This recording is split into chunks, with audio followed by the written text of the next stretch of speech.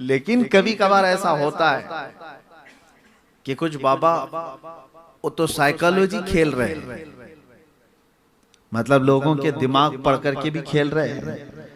तो यहाँ पर तो बेचारे कुछ हमारे चले गए, लेकिन कुछ ऐसे हैं बहुत ढीठ है, इससे भी आगे करके दिखाते हैं, कुछ और बड़ी चीजें भी करके दिखाते हैं।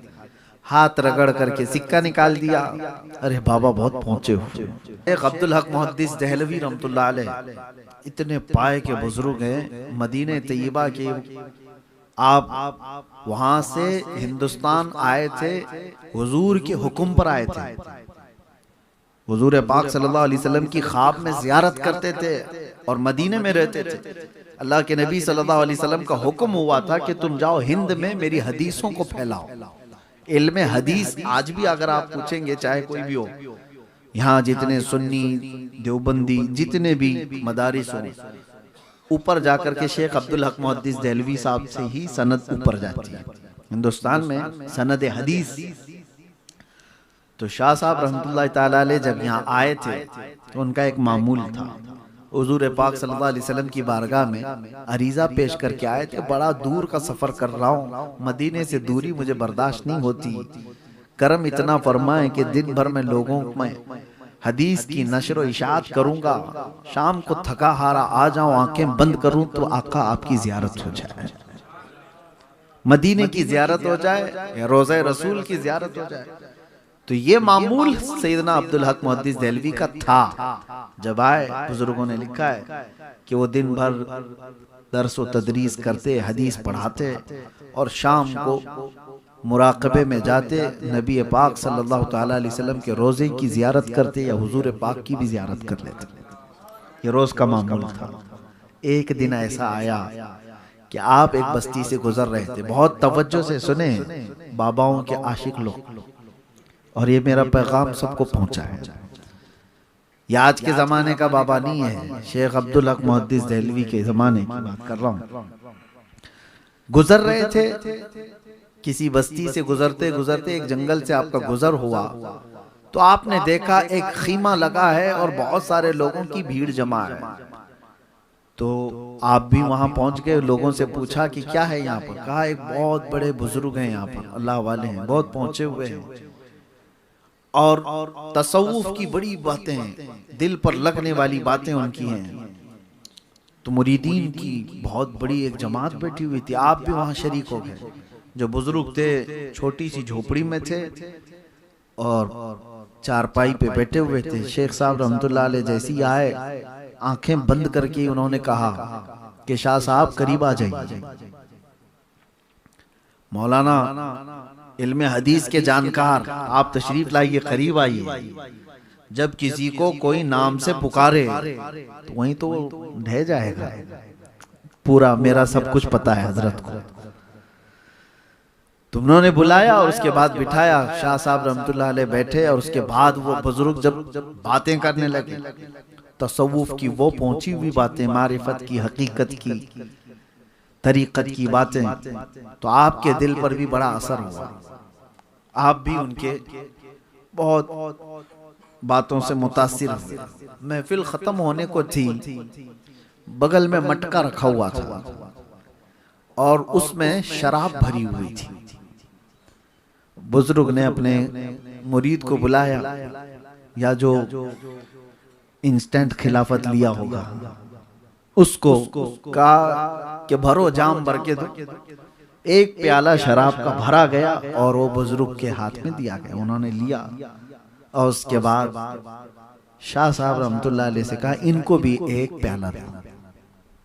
ओरिजिनल शराब की बात कर रहा हूँ, कोई शराबे इश्क, शराबे मोहब्बत, शायरों की शराब नहीं, जो नशा लाती है धतूरा, उसी की बात कर रहा हूँ। शराब खुद एक प्याले में और दूसरा प्याला हुक्म दिया कि शाह साहब को एक प्याला दो। आप देखते रह गए। शाह साहब रहमतुल्लाह अलैह इल्म हदीस के ऐसे आपको हजारों हदीसें, जो हाफिज हैं जिसके, वो इल्म हदीस के बादशाह कहलाते। आपने कहा हरगिज नहीं, मैं छूऊंगा भी नहीं, शराब हराम है। शेख आप क्या कर रहे हैं, ये सुनो। बुजुर्ग जो बैठा हुआ है या पीर साहब जो बैठे हुए हैं, उन्होंने सीधे क्या कहा, मौलाना पी लो वरना रोजाना जो तुम बारगाह रसूल की हाजिरी देते हो वो बंद करा दूंगा। अब सोचो, ये राज की बात है। शाह साहब रहमतुल्लाह अलैह तन्हा मुराकबे में बारगाह मुस्तफा की हाजिरी देते थे। शाह साहब रहमतुल्लाह ताला अलैह ही मुराकबा करते और वो जियारत करते। अब जब बंदा कोई सामने वाला इतनी बड़ी बात बोल दे तो अब क्या रहेगा। अब उसके बाद इम्तिहान की घड़ी है ये, याद रखो। शाह साहब प्याला लिया कंप कपाते हुए हाथों के साथ कहा कि ये कैसे मेरी बात जानते हैं। फिर आपने कहा नहीं, शराब नहीं पीऊंगा, वापस। मेरे मुस्तफ़ा करीम सल्लल्लाहु अलैहि वसल्लम की शरीयत है, शराब अगर मेरे नबी ने हराम फरमाया है तो कयामत तक किसी के लिए हलाल नहीं हो सकती। मेरे लिए भी नहीं, आपके लिए भी नहीं, किसी के लिए भी हलाल नहीं हो सकती। फिर उन्होंने कहा मैं तुम्हारी रोजाना की महफिलें देखता हूं और उसके बाद शाम में तुम्हारी हाजिरी किस वक्त होती वो भी जानता हूं, बंद करा दूंगा। शाह साहब एक तरफ शरीयत मुस्तफ़ा सल्लल्लाहु अलैहि वसल्लम और एक तरफ ये शैतानी शरारत, इसको क्या समझा जाए, और एक तरफ ये इम्तिहान के बाबा तो जान तो रहा है सारी चीजें, ये पहुंचा हुआ तो है। अब यहाँ पर आपने कहा शाह साहब ने कि थोड़ी देर के लिए मैं यहाँ से उठ जाता हूँ, मुझे समझ नहीं आ रही है, कुछ कोई बात समझ में नहीं आ रही है, लेकिन पीऊंगा तो नहीं। ये इश्क मुस्तफ़ा बचा लेता है, मोहब्बत मुस्तफ़ा तो थी। आप छोड़ करके उठे और कहा कि नहीं शराब तो नहीं पीऊंगा, आपको छोड़ दूंगा। कहा जाओ देख लेना। बात आई गई हो गई, चलो ठीक है। आप कहेंगे तुक्का मारा होगा, साइकोलॉजिकल जो है किसी की दिमाग को पढ़ लिया होगा कि ये डेली क्या करता है और बोल दिया होगा, यहां तक तो सही है। शाह साहब इस वाकये से बहुत डिप्रेस्ड, बहुत परेशान थे। आए उसके बाद शाम को अपने मामूल के मुताबिक मुराकबे में बैठ गए, हुजूर पाक सल्लल्लाहु ताला अलैहि वसल्लम की जियारत करने के लिए। जैसे ही आपने मुराकबा अपना मुकम्मल किया जियारत के लिए, तो दरबारे रसूल तो नजर आ रहा है और चौखट पर यह बुजुर्ग खड़ा हुआ है। कह रहा है कि नहीं अब्दुल हक, मैं तुम्हें जाने नहीं दूंगा, जियारत होने नहीं दूंगा, तुमने मेरी बात नहीं मानी। अब बताओ क्या किया जाए। तो आप परेशान हो गए, परेशान हो गए कि कहा ये तो जो कह रहा था तो सच ही कह के दिखा दिया, मुझे तो जियारत होने नहीं दे रहे। आप झटक करके उठ गए, रात भर आप इबादत करते रहे बेचैनी से। दूसरे दिन उस तरफ गए भी नहीं, दूसरे दिन गए नहीं, अपने आप को बर्दाश्त करते रहे। जाहिर सी बात है ये बोलने में आसान लग रहा है, एक आशिक रसूल की तड़प आप नहीं जानी चाहिए जिसको बारगाह मुस्तफा से रोक दिया जाए। मियाँ आज हमको अगर कोई सिर्फ सफर में वहां रोक दे तो ऊपर नीचे हो जाते हैं, और वो ऐसे फना फिर रसूल जिनकी जिंदगी मुस्तफा के कदमों में है और वो रोजाना बारगाह मुस्तफा की हाजिरी देते हो, उनको अगर कोई रोक दे तो उनका क्या हाल होता है, बिस्मिल की तरह तड़पते हैं। फिर दूसरा दिन आया, रात को मुराकबे में बैठे, सेम वही पोजीशन कल वाली। आज भी वो शख्स खड़ा आंखों के सामने इनके नजर आता है और कहता है अब्दुल हक मैं तुम्हें हाजिरी देने नहीं दूंगा। दूसरा दिन इसी तरह गुजर गया। इस सिचुएशन को आप समझो कि दिल हो सकता है कभी माइल कर ले, जाके सुलह मुसालहत कर लेते हैं। इतनी बड़ी नेमत तो छूट रही है, इतनी बड़ी दौलत जो मेरे साथ रोजाना की थी वो छूट रही है, बात तो कर ले, उससे क्या मसला है। हो सकता है वो कोई ओरिजिनल शराब नहीं पिला रहा हो सकता है कोई और शराब पिला रहा हो, लेकिन शेख साहब कहते हैं बदबू तो वही धतूरे की है, ये नशा लाने वाली शराब की बात कर रहा है, कैसे हो सकता है ऐसे, बहुत अपोजिट चीज है। तीसरा दिन आया, तीसरी रात आई तो बेकरारी इतनी बढ़ गई, आपको मैं बता रहा हूं। आज आपने मुराकबा नहीं किया, आज हिम्मत नहीं हो रही थी, मुराकाबा नहीं किया।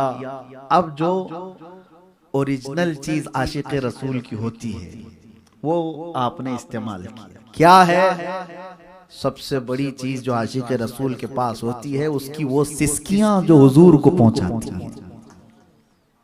बेइख्तियार रो पड़े बारगाह मुस्तफा में, कहा इस मंजर से, इस हाल से मुझे या रसूल अल्लाह आपके सिवा कोई नहीं निकालेगा। मुझे बता दो या तो मैं गलत हूं, आपकी शरीयत का पास और लिहाज करने के लिए मैं खड़ा हूं, आपकी हदीसों की हिफाजत करने के लिए मैं सब छोड़ कर के आया हूं।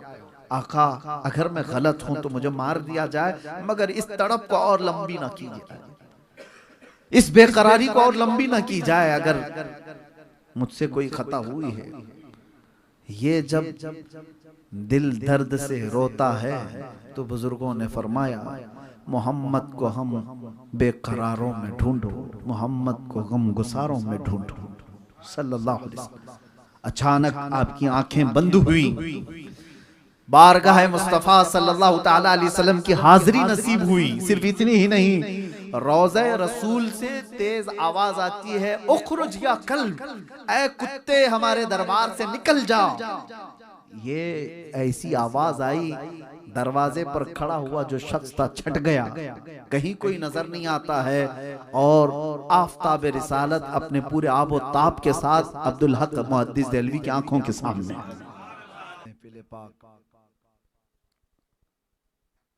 सरकार गौसे आजम रज़ी अल्लाह तआला अन्हु की 11वीं शरीफ की मुनासिबत से रखी गई।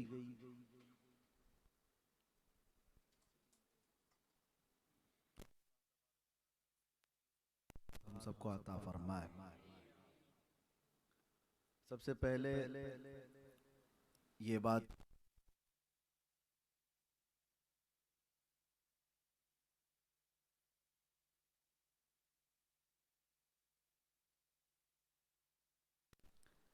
कि ये बहुत बड़ी बड़ी कॉन्फ्रेंसों और बड़े जलसों के मुकर्रिर हैं, और शायद कैमरे वाले बता दें तो पता चलेगा कि यहाँ कितनी बड़ी कॉन्फ्रेंस चल रही है, यहाँ कितना बड़ा जलसा चल रहा है। असल मसला बड़े जलसे, बड़े कॉन्फ्रेंस, बड़े मैदानों में खिताब करने का नहीं है। असल मसला नामूस रिसालत पे बयान करने का है। वो चाहे 4 लोग हों या 4 लाख लोग हों, हम बात सब जगह वही करते हैं। हमारे लिए तादाद मैटर नहीं करती। अगर वही मसला होता तो कभी हम ये कोहे तूर पे चढ़ के नहीं आते। तकरीबन इतनी ऊंची सीढ़ियां चढ़कर और एक छोटी सी महफिल के लिए हमने कभी ऐसा स्टेटस नहीं बनाया है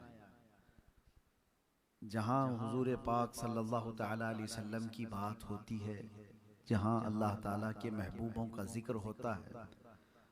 वो जिस इलाके में हो पहुंचने की हमारी अगर ताकत है तो हम उसमें हाजिर हो जाते हैं। स्टेटस देखना ये जरूरी नहीं होता। और दूसरी बात ये भी मैं आपको बता दूं, कभी कभार लाखों की तादाद में जमा हुए जलसे वो काम नहीं करते जो 4 लोगों की महफिल में बात हो जाती वो काम कर जाते। तो तादाद कभी मैटर करती नहीं। आपको मालूम होगा,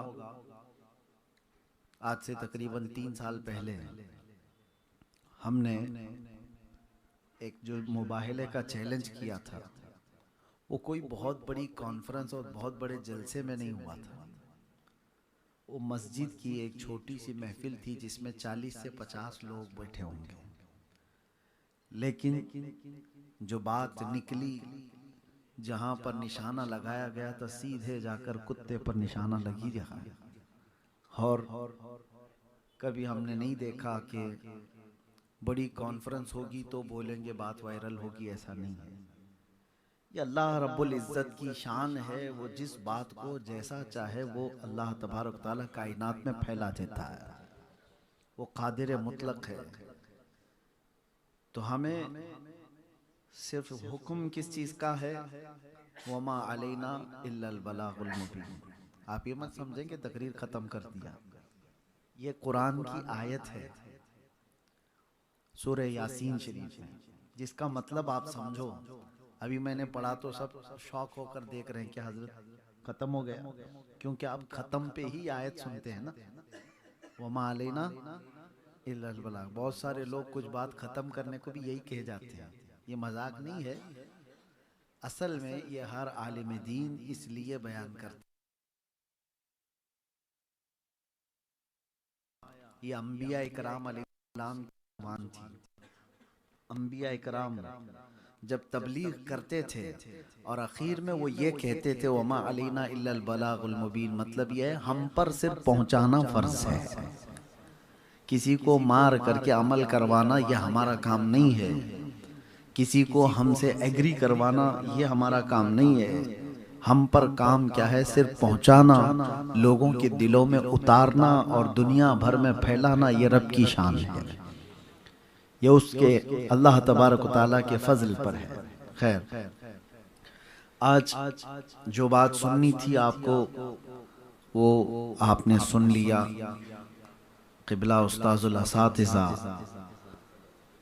हज़रतुल अल्लामा मुफ्ती ज़ुबैर अहमद साहब क़िबला अदामल्लाहु क़बालहू से उनकी नासिहाना कलमात आप सुन रहे थे। बड़ों के बोलने के बाद फिर हमें ज़्यादा बोलने की ज़रूरत नहीं है, लेकिन चंद बातें चूँकि आप मोहब्बत में सुनने के लिए बैठे हैं तो अर्ज़ किए देता हूँ।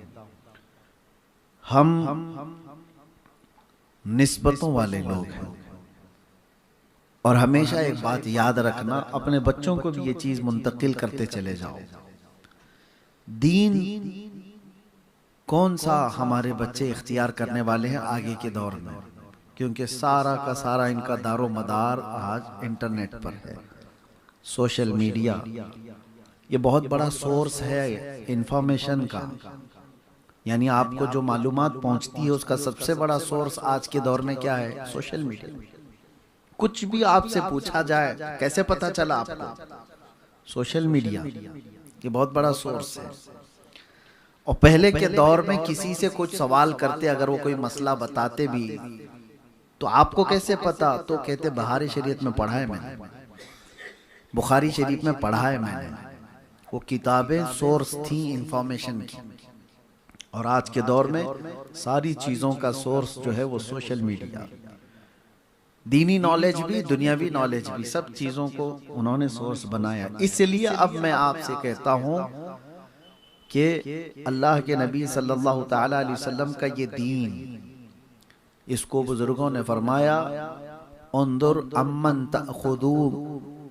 तअखुदून दीनकुम, ये हमेशा देखा करो कि दीन किससे ले रहे हो। मार्केट में जाकर के अपना सामान खरीदने के लिए उसकी कैटेगरी चेक करते हो। डॉक्टर को दिखाना है अपना जिस्म तो आप उसकी डिग्रियां चेक करते हैं, इसका बैकग्राउंड कैसा है, किसी को इंजेक्शन से मार तो नहीं देता। और उसमें भी आप आम तौर पर डिग्री तो है ये BHMS, BAMS, BUMS, लेकिन आप किस चीज को तरजीह देते हो वो भी आपको पता है। आप देखते हैं MBBS होना चाहिए, उससे ज्यादा अगर MD हो तो उसको प्रेफर करें। जिस्म को दिखाने के लिए भी आप बहुत जांच पड़ताल कर रहे हो, सामान खरीदने के लिए भी जांच पड़ताल कर रहे हो, हर चीज में अपने मामलात के लिए वकील भी ढूंढते हैं तो उसके रिव्यूज लेते हैं पहले कि कैसे। ये सब चीजों में हम जांच पड़ताल कर रहे हैं, तो क्या हमारे दीन को हम इतना हल्का समझ लें कि ऐरा गैरा जो भी बयान कर गया उससे दीन ले लेंगे। सोर्स ऑफ इंफॉर्मेशन जो है, मालूमात का जो जरिया है आपका, उसके ऊपर आपकी हमेशा तवज्जो होना चाहिए। क्या चेक करना है, आप लो नॉलेज लो, इंटरनेट से लो, कहीं से भी लो, लेकिन एक कसौटी हमेशा अपने साथ रखना। मिसाल के तौर पर आपको पता ही नहीं है गोल्ड जो है नकली कैसा होता है, असली कैसा होता है, तो आप कभी भी ठगे जा सकते हो, अच्छी अच्छी दुकानों से भी ठगे जा सकते हो।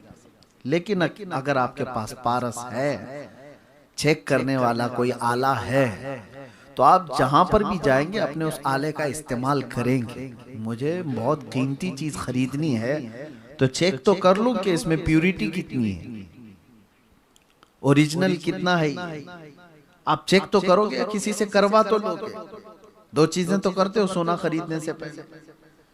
इसलिए एक पारस आपके पास होना चाहिए, एक कसौटी आपके पास होना चाहिए कि दीन जो हासिल कर रहे हो, एक बहुत बड़ी दौलत आप हासिल कर रहे हो और सोर्स आपको लेना है, तो इस कसौटी के जरिए से परख करके देखना। कभी ये मत देखना कि इसका जुब्बा कैसा है, इसकी टोपी कैसी है, इसकी दाढ़ी कैसी है, इसके पास डिग्रियां कौन सी हैं, ये इंजीनियर है कि डॉक्टर है कि प्रोफेसर है, कौन से मदरसे का फारिग है। ये सब चीजें बाद में मैटर करती हैं। सबसे पहले ये देखना इश्क रसूल कितना, नबी पाक सल्लल्लाहु तआला अलैहि वसल्लम की ये मोहब्बत में कितना है। अगर इस चीज में वो पक्का है तो समझ लो कि आपके पास बिल्कुल ओरिजिनल दीन आएगा। और इसमें अगर कहीं डुलमुल यकीन दिखता है तो समझ लो कि आपको डुप्लीकेट गोल्ड कोई ठगा देगा, कोई आपको पकड़ा के चला जाएगा। हमारे आज के नौजवानों को ये आज सबसे बड़ी दिक्कत है कि सोशल मीडिया तो वो यूज तो कर रहे हैं, लेकिन दीन का सोर्स जिन लोगों से वो हासिल कर रहे हैं, क्या उनके बारे में इनकी नॉलेज है, कुछ मालूमात है कि जिनसे हम अपना दीन हासिल कर रहे हैं ये कौन लोग हैं। ये बातें तमहीद के तौर पर मैंने क्यों कहा, अब आपको मैं बताता हूँ। मेरे अजीजों, अब हमेशा एक बात याद रखना, जो दीन रसूल पाक सल्लल्लाहु तआला अलैहि वसल्लम से सहाबा में आया, सहाबा इकराम से ताबईन में आया, सोर्स याद रखो और जरिया रास्ता याद रखो। सहाबा में आया, सहाबा से जो सहाबा को देखे हैं वो कौन कहलाते हैं, ताबईन। ताबईन के बाद औलिया कामिलीन, औलिया कामिलीन से ये उलमाए अहले सुन्नत। ये जो सोर्स है हमेशा इसका ख्याल रखना कि वही दीन मेरा सच्चा है जिसको सिराते मुस्तकीम कहा गया है। इन ये सारे सोर्स में से कहीं किसी एक का भी कोई इनकार करता हुआ दिखता है तो समझ लो कि ये दूसरे रास्ते वाला है। सहाबा का इनकार करने वाला, ताबईन की गुस्ताखी करने वाला, औलिया की बेहुरमती करने वाला, उलमा की जमात से बगावत वाला, इस तरह से कोई भी शख्स आपको नजर आया तो उससे दीन हासिल करोगे तो गुमराही तुम्हारे सामने है। इसीलिए औलिया कामिलीन की बातें हम बार बार महफिलों में क्यों अर्ज करते हैं। ये जो महफिल है ना गौसे पाक की, गरीब नवाज की, क्यों मुनाकिद करते हैं, ये बताने के लिए कि ए मेरे बच्चों, हम पर हमारे पास जो दीन आया है वो गूगल का नहीं है, वो गरीब नवाज और गौसे पाक से होता हुआ है। हमारे पास जो दीन है वो इस रास्ते से आया है। बच्चों को ये चीज आप उनकी गुत्थी में पिला करके जाओ कि ये सोर्स ऑफ इंफॉर्मेशन जो है, ये जो दीन का रास्ता है जहां से हमें मिला है, इससे हट करके हमें नहीं लेना है, इनके गुस्ताखों से नहीं सीखना है। कुछ लोग ये कहते हैं कि वो भी तो कुछ कह रहा है, सुन तो ले, सुन तो ले क्या बात कर रहा है। मेरे अजीजों, बहुत बड़े बड़े लोगों की मैं बात आपको बताऊं कि जिन लोगों की बातों की तरफ आप तवज्जो करते हैं ना, ये आम बात नहीं है, किसी बद मजहब और बद अकीदा की बात है, आम लोगों की बात कर रहा हूं।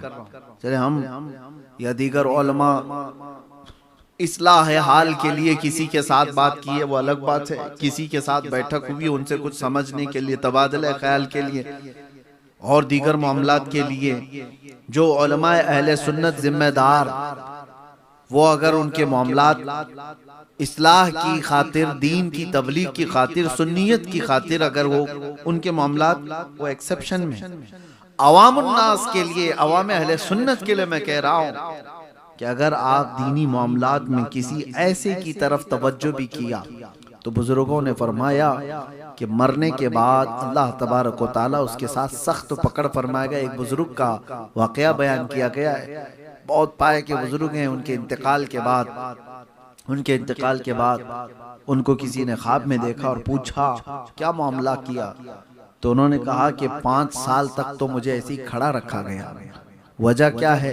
कहा कि मैं किसी बद मजहब की बात सुन रहा था, बद अकीदे शख्स की बात सुन रहा था। इस बारे में मेरे अजीजों, इस चीज को आप हल्के में ना ले। अब जो दौर आ रहा है गुमराहियां तुम्हारी चौखट पर आ गई। कितने ऐसे मैं आपको बताऊं, कितने ऐसे रोज एक फिरका जन्म ले रहा है, उसका कोई बानी होगा। शैतान भी आज खड़ा हो जाए और कह भी दे कि मैं शैतान हूं, उसके फॉलोअर तो कुछ तो आएंगे। आप ये मत देखना कि किसके पीछे कितने लोग जा रहे हैं। आपने गुमराहियों के ये जो दरवाजे देखे, इसलिए मैं आपसे कह रहा हूं कि आपको परखने की उतनी सलाहियत नहीं है, तो खामखा इन दरवाजों पर मत बैठो। कोई कह रहा है कि रेफरेंस नंबर ये, रेफरेंस नंबर वो, फला, लेकिन वो गुस्ताख है सहाबा का, गुस्ताख है ताबईन का, गुस्ताख है औलिया का। तो उसकी उन बातों को भी ना सुनो, उन बातों को भी ना सुनो। हजरत इमाम अहमद बिन हम्बल रज़ी अल्लाह तआला अन्हु के मुतालिक ये बात है, नहीं उनसे कबल के एक बुजुर्ग हैं, उनसे ये रिवायत है कि एक बद मजहब शख्स उनको कुरान की बात सुना रहा था। तो आपने कहा तुम मत सुनाओ मुझे। कहा कुरान तो सच्चा है ना, सच्ची किताब है। तो कहा अगर ये सुनने की आदत डाल ली जाए, आज तो कुरान सुना रहा है, कल इसके साथ कोई और चीज तो सुना देगा जो चीज थी ही नहीं उसके अंदर, तो सामने वाला उसको भी वही समझ बैठेगा। आपके सामने भी ये बहुत बड़ा चैलेंज है, बच्चों के लिए भी मैं कहता हूँ। ये बात इसलिए अर्ज कर रहा हूँ कि सरकार गौसे पाक रदी अल्लाह तआला अन्हु, सरकार गरीब नवाज पर ओछे हमले करने वाले ऐसे सोशल मीडिया के जोकर अभी देखे हमने, पाकिस्तान से उठे हुए, वहां पता नहीं रोज एक फिरका जन्म लेता है, और 72 से ज्यादा हो चुके होंगे वहां पे। मैं इसीलिए कह रहा हूं कि इन तमाम चीजों को आप, सोशल मीडिया में कोई हद नहीं, कोई पाबंदी नहीं है कि क्या आपके सामने आ जाता है, लेकिन अपने आप को कंट्रोल इतना तो रखो कि मेरा रास्ता वही है जो इमाम अहले सुन्नत फाजिल बरेलवी ने बताया, सरकार गरीब नवाज ने बताया, गौसे पाक ने बताया, इमाम आजम अबू हनीफा, चारों अइम्मा इकराम ने बताया। वो कहां से लेकर के बताया? ताबईन और सहाबा का रास्ता बताया। यही सोर्स के जरिए से कायम रहोगे तो गुमराही से बचे रहोगे। अब औलिया इकराम की बात मैं मुख्तसर सी ये कह देता हूं कि क्यों जरूरी है, क्योंकि ये अल्लाह तबारक व तआला का हुक्म है कुरान पाक में, या अय्युहल्लज़ीना आमनुत्तकुल्लाह व कूनू मअस सादिकीन, ऐ ईमान वालो अल्लाह से डरो और सच्चे बंदों के साथ रहो।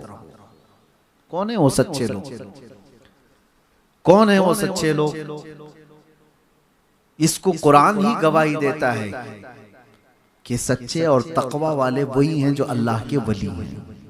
अल्लाह का वली कौन है? जिसके पास तकवा है, और मुत्तकी ही अल्लाह का वली है। ये दोनों लाजिम मलजूम है। और मुत्तकी कौन है, तकवा वाला कौन है? उसकी दो चीजें मैं आपको बताऊं। तकवा दर हकीकत अल्लाह के खौफ को कहते हैं, अल्लाह का डर, अल्लाह की खशियत जिसके सीने में है। लेकिन वो तकवा उसको ऐसा पाबंद बना देता है, ऐसा पाबंद बना देता है कि वो शरीयत मुस्तफ़ा सल्लल्लाहु तआला अलैहि वसल्लम के दायरे से एक बाल बराबर भी आगे नहीं बढ़ता। मुत्तकी वो होता है। कुछ लोगों को ऐसा लगता है कि बड़े परहेजगार हैं। कौन? खाना छोड़ देने वाला, पानी छोड़ देने वाला, लंबे लंबे चिल्ले करने वाला। लोग ये कहते दुनिया छोड़ दिया इन्होंने, ये बहुत परहेजगार है। मेरे अजीजों, ये चीज तो सन्यासी भी कर लेते हैं। खाना छोड़ देना, रोटी छोड़ देना, ये बहुत सारी चीजें छोड़ देना, कपड़े पहनना भी छोड़ देते हैं, तो वो तो सन्यासी भी कर लेते हैं। तो सन्यास का नाम तकवा नहीं है।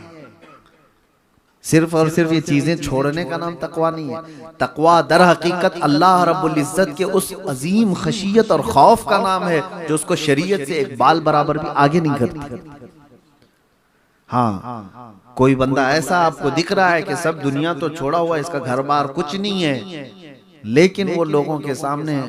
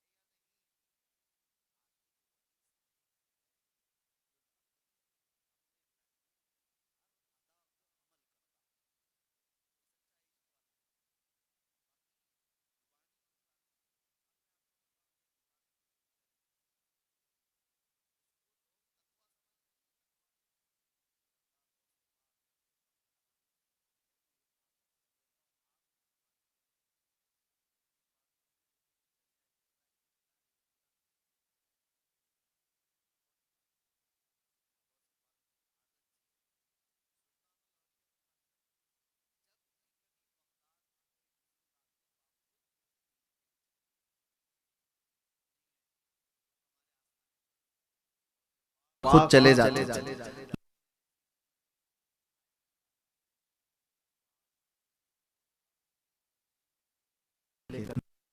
उस बुजुर्ग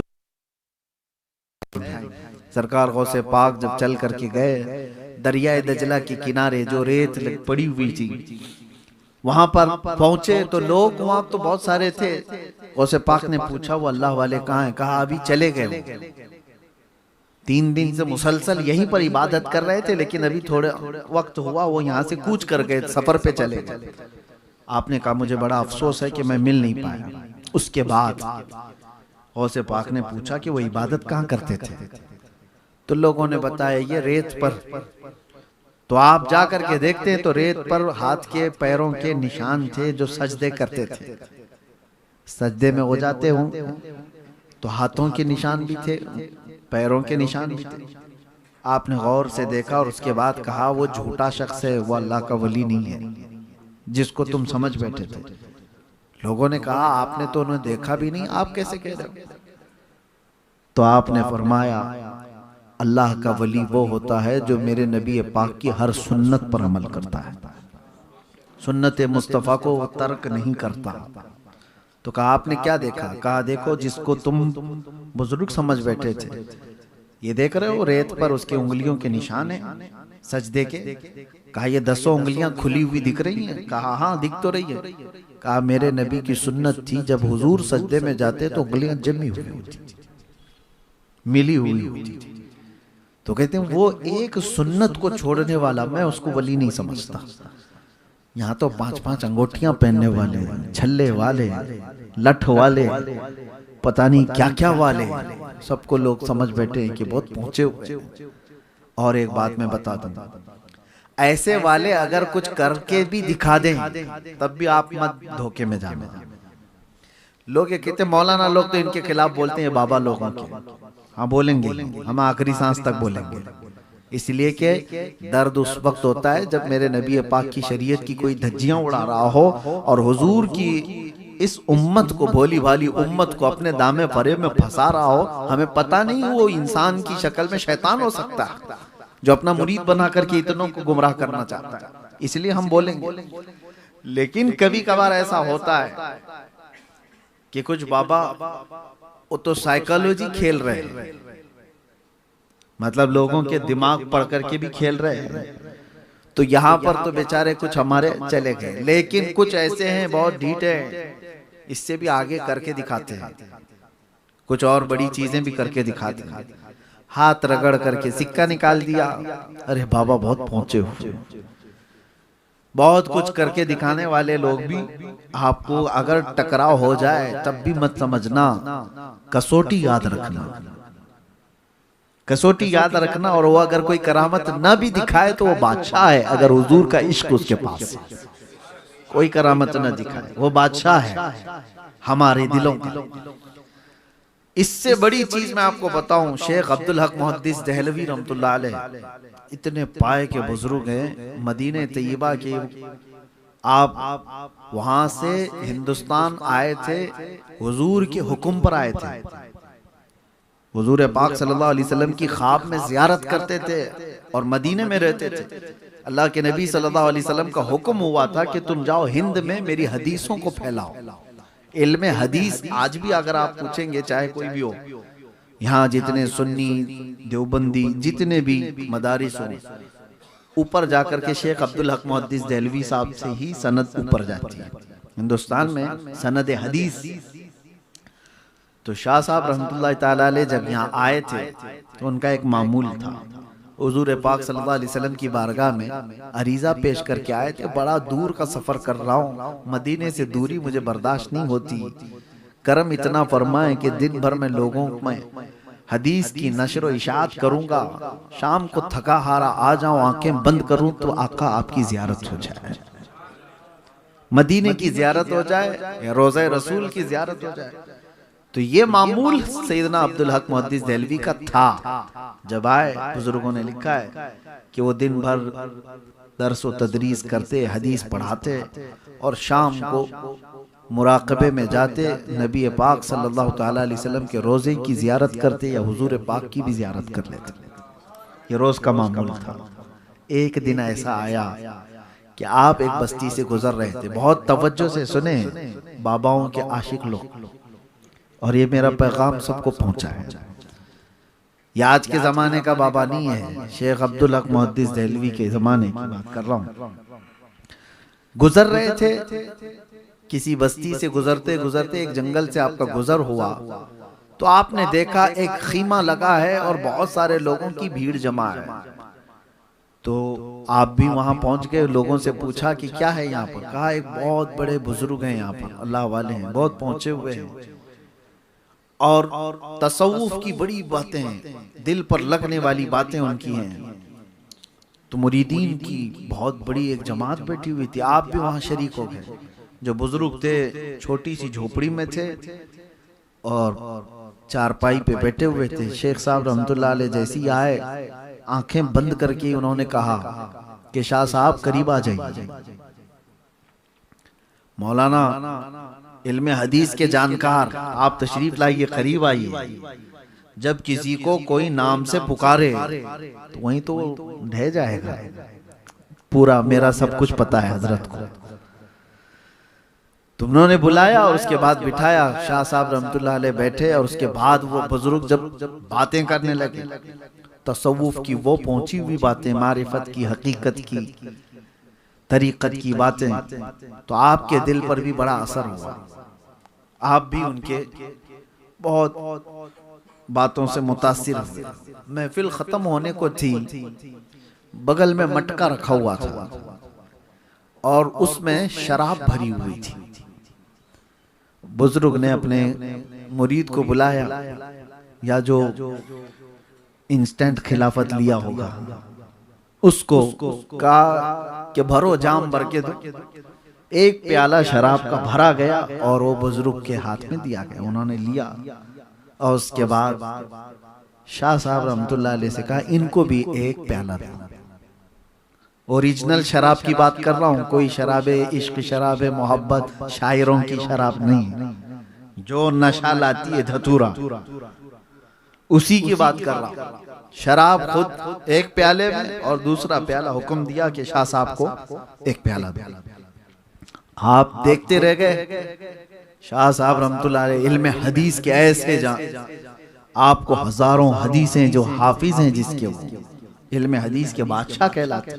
आपने कहा हरगिज नहीं, मैं छूऊंगा भी नहीं, शराब हराम है। शेख आप क्या कर रहे हैं ये? सुनो, बुजुर्ग जो बैठा हुआ है या पीर साहब जो बैठे हुए हैं, उन्होंने सीधे क्या कहा, मौलाना पी लो, वरना रोजाना जो तुम बारगाह रसूल की हाजिरी देते हो वो बंद करा दूंगा। अब सोचो, ये राज की बात है। शाह साहब रहमतुल्लाह अलैह तन्हा मुराकबे में बारगाह मुस्तफा की हाजिरी देते थे। शाह साहब रहमतुल्लाह ताला अलैह ही मुराकबा करते और वो ज़ियारत करते। अब जब बंदा कोई सामने वाला इतनी बड़ी बात बोल दे तो अब क्या रह गया। अब उसके बाद इम्तिहान की घड़ी है ये, याद रखो। शाह साहब प्याला लिया कप कपाते हुए हाथों के साथ, कहा कि ये कैसे मेरी बात जानते हैं। फिर आपने कहा नहीं, शराब नहीं पीऊंगा, वापस। मेरे मुस्तफ़ा करीम सल्लल्लाहु अलैहि वसल्लम की शरीयत है, शराब अगर मेरे नबी ने हराम फरमाया है तो क़यामत तक किसी के लिए हलाल नहीं हो सकती। मेरे लिए भी नहीं, आपके लिए भी नहीं, किसी के लिए भी हलाल नहीं हो सकती। फिर उन्होंने कहा मैं तुम्हारी रोजाना की महफिलें देखता हूं और उसके बाद शाम में तुम्हारी हाजिरी किस वक्त होती वो भी जानता हूं, बंद करा दूंगा। शाह साहब एक तरफ शरीयत मुस्तफ़ा सल्लल्लाहु अलैहि वसल्लम और एक तरफ ये शैतानी शरारत, इसको क्या समझा जाए, और एक तरफ ये इम्तिहान के बाबा तो जान तो रहा है सारी चीजें, ये पहुंचा हुआ तो है।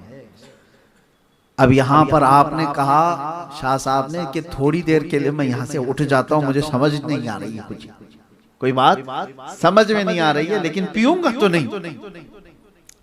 ये इश्क मुस्तफ़ा बचा लेता है, मोहब्बत मुस्तफ़ा तो थी। आप छोड़ करके उठे और कहा कि नहीं शराब तो नहीं पीऊंगा, आपको छोड़ दूंगा। कहा जाओ देख लेना। बात आई गई हो गई। चलो ठीक है, आप कहेंगे तुक्का मारा होगा, साइकोलॉजिकल जो है किसी की दिमाग को पढ़ लिया होगा कि ये डेली क्या करता है और बोल दिया होगा, यहां तक तो सही है। शाह साहब इस वाकये से बहुत डिप्रेस्ड, बहुत परेशान थे। आए उसके बाद शाम को अपने मामूल के मुताबिक मुराकबे में बैठ गए, हुजूर पाक सल्लल्लाहु ताला अलैहि वसल्लम की जियारत करने के लिए। जैसे ही आपने मुराकबा अपना मुकम्मल किया जियारत के लिए, तो दरबारे रसूल तो नजर आ रहा है और चौखट पर यह बुजुर्ग खड़ा हुआ है। कह रहा है कि नहीं अब्दुल हक, मैं तुम्हें जाने नहीं दूंगा, जियारत होने नहीं दूंगा, तुमने मेरी बात नहीं मानी। अब बताओ क्या किया जाए। तो आप परेशान हो गए, परेशान हो गए कि कहा ये तो जो कह रहा था वो तो सच ही कह के दिखा दिया, मुझे तो जियारत होने नहीं दे रहे। आप झटक करके उठ गए, रात भर आप इबादत करते रहे बेचैनी से। दूसरे दिन उस तरफ गए भी नहीं, दूसरे दिन गए नहीं, अपने आप को बर्दाश्त करते रहे। जाहिर सी बात है, ये बोलने में आसान लग रहा है, एक आशिक रसूल की तड़प आप नहीं जानते, जिसको बारगाह मुस्तफा से रोक दिया जाए। मियाँ आज हमको अगर कोई सिर्फ सफर में वहां रोक दे तो ऊपर नीचे हो जाते हैं, और वो ऐसे फना फिर रसूल जिनकी जिंदगी मुस्तफा के कदमों में है और वो रोजाना बारगाह मुस्तफा की हाजिरी देते हो, उनको अगर कोई रोक दे तो उनका क्या हाल होता है, बिस्मिल की तरह तड़पते हैं। फिर दूसरा दिन आया, रात को मुराकबे में बैठे, सेम वही पोजीशन कल वाली। आज भी वो शख्स खड़ा आंखों के सामने इनके नजर आता है और कहता है अब्दुल हक, मैं तुम्हें हाजिरी देने नहीं दूंगा। दूसरा दिन इसी तरह गुजर गया। इस सिचुएशन को आप समझो कि दिल हो सकता है कभी माइल कर ले, जाके सुलह मुसालहत कर लेते हैं। इतनी बड़ी नेमत तो छूट रही है, इतनी बड़ी दौलत जो मेरे साथ रोजाना की थी वो छूट रही है, बात तो कर ले, उससे क्या मसला है। हो सकता है वो कोई ओरिजिनल शराब नहीं पिला रहा हो सकता है कोई और शराब पिला रहा हो, लेकिन शेख साहब कहते हैं बदबू तो वही धतूरे की है, ये नशा लाने वाली शराब की बात कर रहा है। कैसे हो सकता है ऐसे, बहुत अपोजिट चीज है। तीसरा दिन आया, तीसरी रात आई तो बेकरारी इतनी बढ़ गई, आपको मैं बता रहा हूं। आज आपने मुराकबा नहीं किया, आज हिम्मत नहीं हो रही थी, मुराकाबा नहीं किया। अब जो ओरिजिनल चीज आशिक रसूल की होती है वो आपने इस्तेमाल किया। क्या है सबसे बड़ी चीज जो आशिक रसूल के पास होती है, उसकी वो सिसकियां जो हुजूर को पहुंचाती हैं। बेइख्तियार रो पड़े, बारगाह मुस्तफा ने कहा इस मंजर से, इस हाल से मुझे या रसूल अल्लाह आपके सिवा कोई नहीं निकालेगा। मुझे बता दो या तो मैं गलत हूं, आपकी शरीयत का पास और लिहाज करने के लिए मैं खड़ा हूं, आपकी हदीसों की हिफाजत करने के लिए मैं सब छोड़ कर के आया हूं। आका अगर मैं गलत हूं तो मुझे मार दिया जाए, मगर इस तड़प को और लंबी ना कीजिए, इस बेकरारी को और लंबी ना की जाए, अगर मुझसे कोई खता हुई है। ये जब दिल दर्द से रोता है तो बुजुर्गों ने फरमाया मोहम्मद को हम बेकरारों में ढूंढो, मोहम्मद को गम गुसारों में ढूंढो सल्लल्लाहु अलैहि वसल्लम। अचानक आपकी आंखें बंद हुई, बारगाह मुस्तफा सल्लल्लाहु ताला अलैहि वसल्लम की हाजिरी नसीब हुई। सिर्फ इतनी ही नहीं, रोज़े रसूल से तेज आवाज आती है उखरुज या कल्ब, ऐ कुत्ते हमारे दरबार से निकल जाओ। ये ऐसी आवाज आई, दरवाजे पर खड़ा हुआ जो शख्स था छट गया, कहीं कोई नजर नहीं आता है, और आफताब रिसालत अपने पूरे आबो ताब के साथ अब्दुल हक मुहद्दिस देहलवी की आंखों के सामने। दिल को करार, दिल को चैन, दिल को सुकून। और फिर फरमाया गया अब्दुल हक तू अपने इम्तिहान में कामयाब हो गया।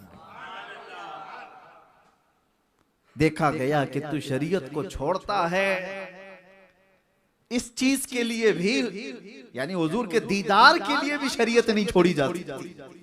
दूसरी तो चीजें छोड़ो, हुजूर के दीदार के लिए भी शरीयत नहीं छोड़ी जाती। शाह साहब रहमतुल्लाह ताला अलैह। उसके बाद जाहिर सी बात है जो इस पोजीशन पे पहुंचता है ना तो फिर उसका ईमान हिमालय से बुलंद है, बहुत बुलंद हो जाता है। मजबूत ईमान के साथ आप निकले और उसके बाद फिर सोचा कि जाकर के अब जंगल में बैठे हुए उस पाखंडी को बात करूं, कहां चला गया वो।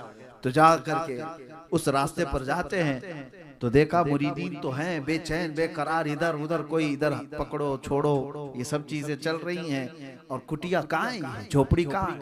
तो देखा गया झोपड़ी में आग लगी हुई है, धुआं धुआं है।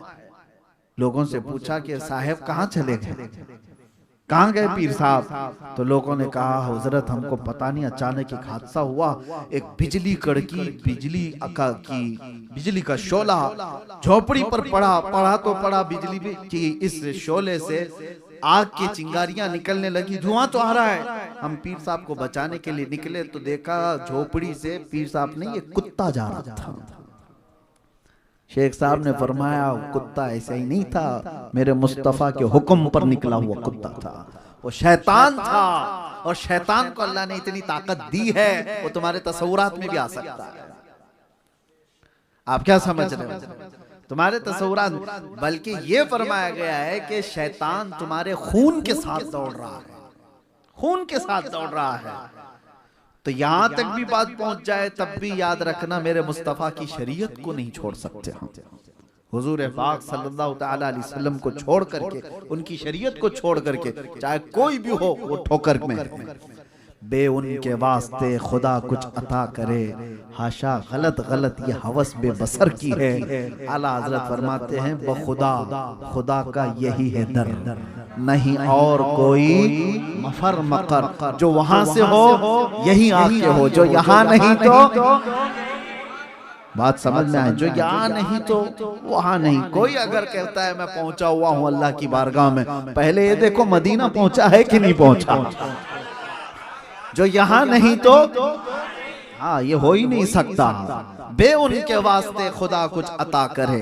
और फिर आला हजरत तो यहाँ तक कहते अल्लाह का जिक्र करते हो ना, अल्लाह का जिक्र करते हैं हम, अल्लाह अल्लाह अल्लाह अल्लाह ये जिक्र है, बहुत सारे अस्कार हैं। लेकिन आशिक रसूल क्या कहता है, कभी इसमें भी आकर के बहक मत जाना कि शैतान को रब तबारक व तआला की वहदानियत से कोई टेंशन ही नहीं है। पहले से वो अल्लाह तबारक व तआला का मुखालिफ थोड़ी ना था। वो अल्लाह तबारक व तआला को चैलेंज भी दे करके जो आया ना कुरान में है 23वें पारे में, कहता है फबी इज्जतिक ला उग़वियन्नहुम अजमईन, तेरी इज्जत की कसम। अल्लाह से क्या कह रहा है वो, तेरी इज्जत, यानी शैतान मानता है ना अल्लाह की इज्जत पे उसको सवाल नहीं है। तो जिक्र के मुतालिक भी आपको मैं बता दूं, उससे टेंशन नहीं है, अल्लाह के जिक्र से। आला हजरत यही कहते हैं जिक्र खुदा जो उनसे जुदा चाहो नजदियो, जिक्र खुदा जो उनसे जुदा चाहो नजदियो, यानी हुजूर को छोड़ करके अगर तुम कहते हो कि खुदा का जिक्र है, ये कहते हैं वल्लाह जिक्र हक नहीं कुंजी सकर की है, ये जिक्र हक नहीं है, जहन्नम की चाबी है। ये सब मसाइल आप समझो और इस बात पर हमारी गुफ्तगू खत्म करते हैं कि उन्हें जाना उन्हें माना, न रखा गैर से काम, लिल्लाहिल हम्द मैं दुनिया से। इसके दूसरे शेर पर आप तवज्जो दें, आला हज़रत क्या फरमाते हैं, किसी का कोई भरोसा नहीं है कि मरने के वक्त किस हाल में जाएगा, किसी को पता नहीं है। आप मुसलमान मरोगे या नहीं मरोगे लिख के दे सकते हो, इसी पे तो डर के जिंदगी गुजार रहे ना। औलिया इकराम रोते भी इसी बात पर थे कि अभी तो पता है लेकिन आखिरी वक्त कैसे आएगा पता नहीं, आखिरी वक्त किसका कैसा आएगा। हमने बहुत सारी ऐसी मौतें देखी हैं, अल्लाह बचाए हादसाती मौतों से, कि अचानक बहुत बड़ी मुसीबत आई और उनके जुमले कुफरिया निकले और मौत आ गई। आखिरी वक्त किसी का नहीं मालूम, मुसलमान मरेगा कि नहीं मरेगा कोई इस बात की गारंटी नहीं दे सकता। लेकिन आला हजरत फरमाते हैं एक चीज है जो तुम्हारे आखिरी वक्त भी अच्छा होने की जमानत देती है, वो कौन सी चीज है, उन्हें जाना उन्हें माना। ये दरवाजा पकड़े रहोगे तो होगा क्या, लिल्लाहिल हम्द मैं दुनिया से मुसलमान। ये पक्का है इंशाअल्लाह। ये दरवाज़ा पकड़े रहोगे तो ईमान की हालत में दुनिया से जाओगे। अल्लाह तबारक व तआला उसी रास्ते पर हम सबको गामजन रखे। बारगाह गौस से, बारगाह गरीब नवाज से, बारगाह इमाम अहले सुन्नत से होते हुए अल्लाह ताला सहाबा ताबईन के इस रास्ते पर हमको चलाए और दीन की सच्चाइयाँ हमें अता फरमाए। व आखिरु दावाना अनिल हम्दुलिल्लाहि रब्बिल आलमीन। अस्सलामु अलैकुम।